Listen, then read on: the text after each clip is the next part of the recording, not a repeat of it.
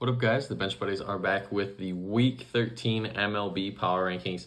As always, I'm going to rank all 30 teams. And don't you forget to hit that subscribe button at 500 subscribers. We will be doing a giveaway. All you have to do is be subscribed to our channel to be entered into that contest. And we'll dive in here with the hitters of the week. And we got another Braves player, just like last week where we had two Braves players. This week we have one, and it is Matt Olson. After a big week, he hit 5 home runs, 9 RBIs. The average could be a little better, but a .537 on base percentage. Not that one. Not that one.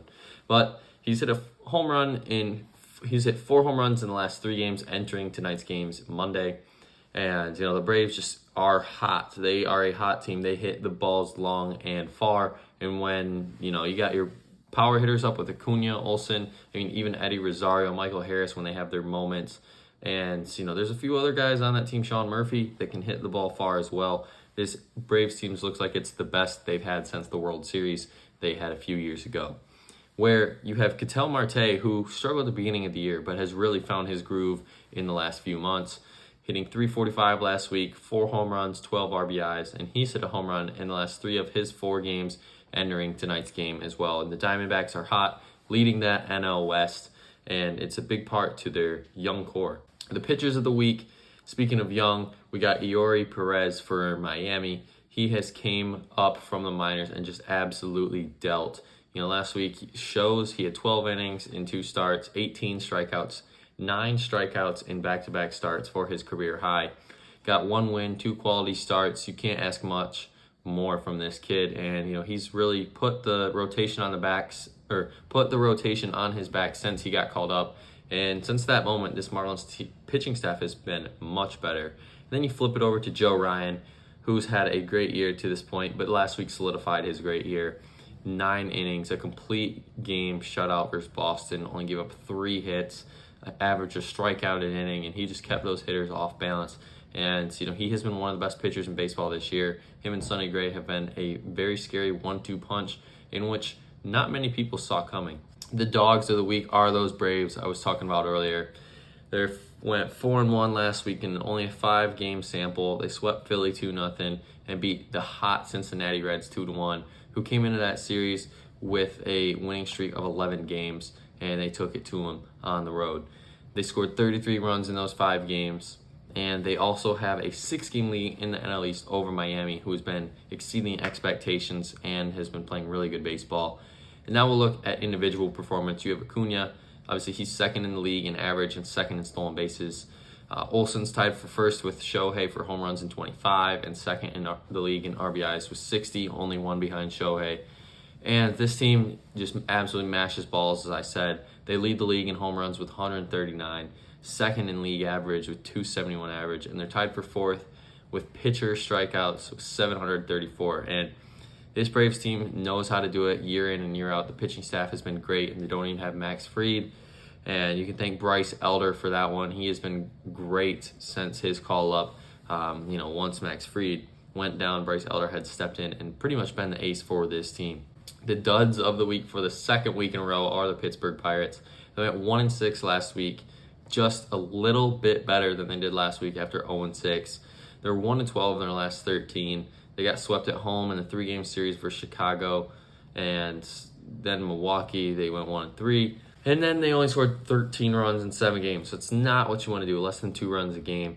They got shut out twice against those Cubs. And speaking of them, those Brewers, they had a 1-game lead on the Brewers just 2 weeks ago, and now they're 5.5 back from the Cincinnati Reds. And we'll jump to the biggest movers.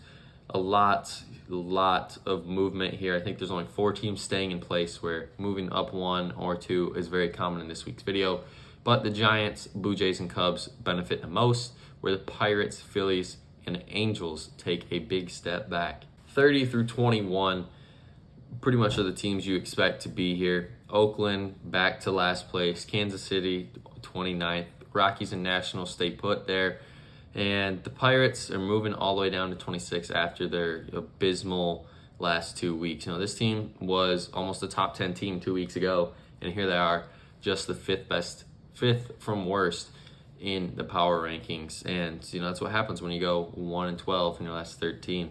The White Sox, Cardinals, Mets, and Tigers all move up one because of their very bad 2 weeks. And then you have the Mariners dropping down to 21 after going 2-4 last week. And the Mets had some choke jobs last weekend against Philly.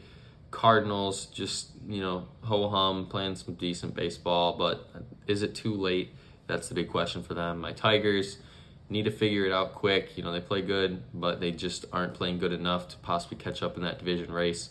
Then the Mariners, they are right in it. They just need to figure out how to get on a good winning streak and not stay, right around 500 for the rest of the year. 20 through 11, nobody is staying put here, and there's lots of moving up in this slide.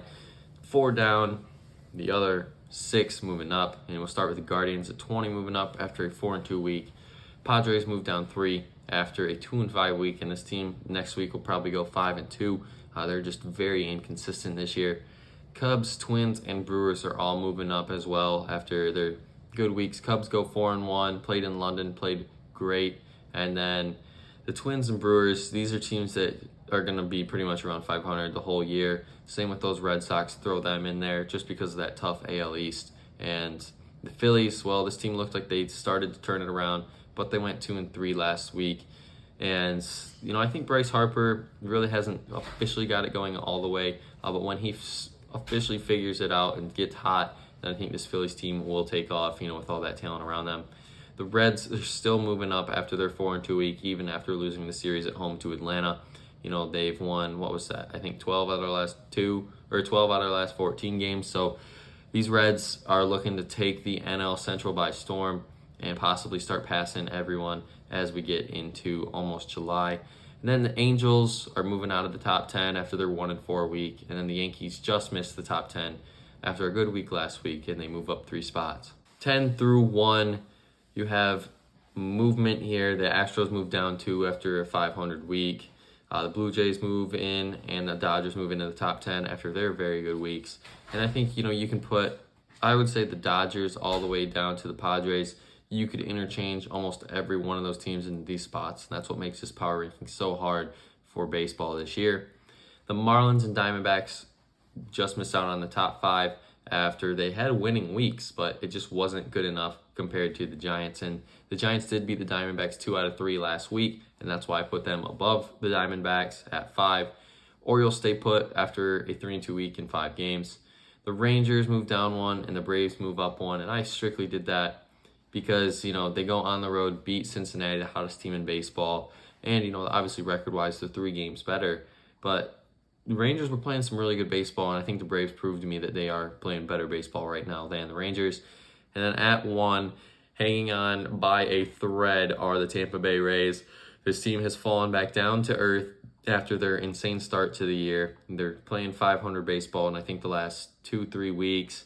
Those Braves, in other power rankings, they are number 1, the Braves, but I just can't put them there yet just because I think the Rays still have to prove it to me that they have a really bad week where someone can jump them. And I think, playing 500 baseball, you should get rewarded for that number 1 spot at this point in the season.